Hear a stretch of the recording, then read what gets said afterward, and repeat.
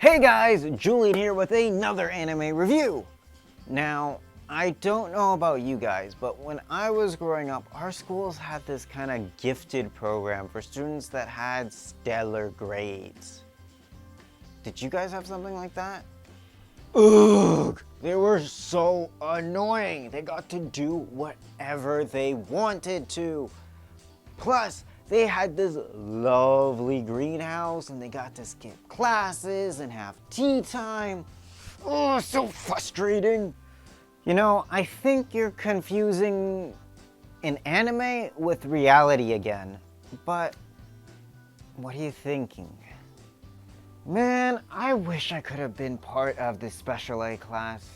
You know, I could never quite get my schoolwork done on time, but it does seem like a really great way to learn. Maybe I might have been motivated to do better. Alright then, why not? So we're gonna take a look at Special A today and let's see if it's a really great way to learn, shall we?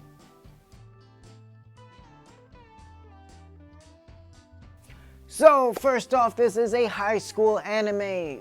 That means, of course, it has an elite program, which is mostly made up by rich kids except for Hikari, who comes from an ordinary family, besides not actually being ordinary herself. During her childhood, her father introduces her to Kei, and from that day onward, Hikari vows to beat Kei in sport and academics and no longer be Miss Second Place. But Kei is like on a whole other level. He comes from a super rich family, he's a CEO and a student. Like, damn, this guy is unstoppable. He has like no free time at all. Like, he's constantly always busy. But he does have a weakness when it comes to Hikari. Then he becomes all mushy. But Hikari's too much of a bonehead to actually notice his feelings for her, so she just focuses on trying to beat Kei at something and stop being Miss Second Place. Aside from Kei and Hikari, the rest of the students in Special A are also quite interesting and have unique and large personalities. For example, we have Megumi and June, who are twins and are children of a famous music producer and vocalist.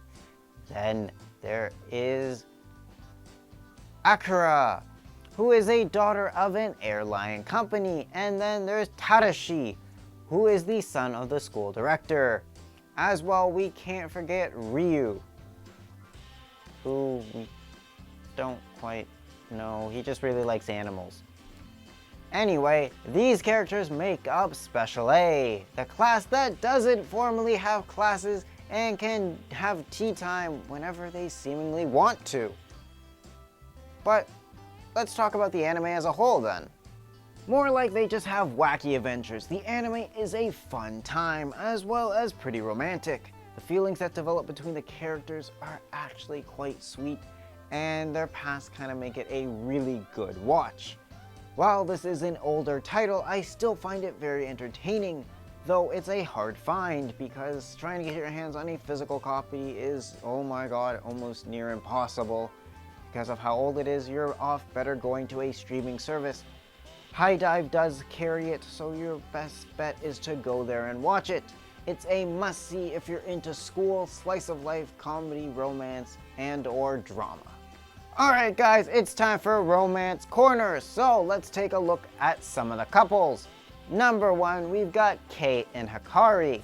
Kei wears his heart on his sleeve. It's quite painfully obvious that Kei has a huge crush on Hikari, though Hikari does get glimpses of maybe she realizes she has feelings also for Kei.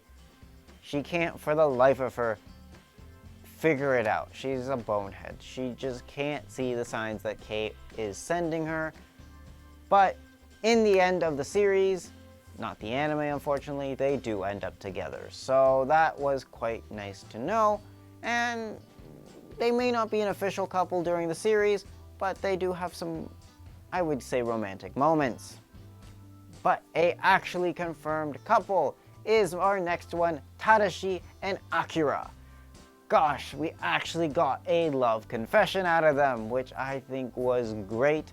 Though Akira does have a stalker, even though she's like turned this guy down multiple times. Yashiro would just not leave her alone.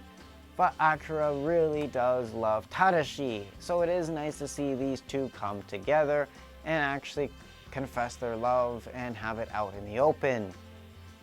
They are quite comedic though, so I mean, even though this pairing is funny, they can be sweet. But number 3 that we've got on this list is actually Yashiro and Megumi. Megumi actually does have a crush on Yashiro, though it did seem in the beginning that she was only doing this for Akira's sake. No, it is confirmed that Megumi does have feelings towards Yashiro, but Yashiro clearly has his sights set on somebody else. So they're not really a couple, but they kind of act like one, so Alright guys, it's time for the 3 reasons why you should be watching this anime.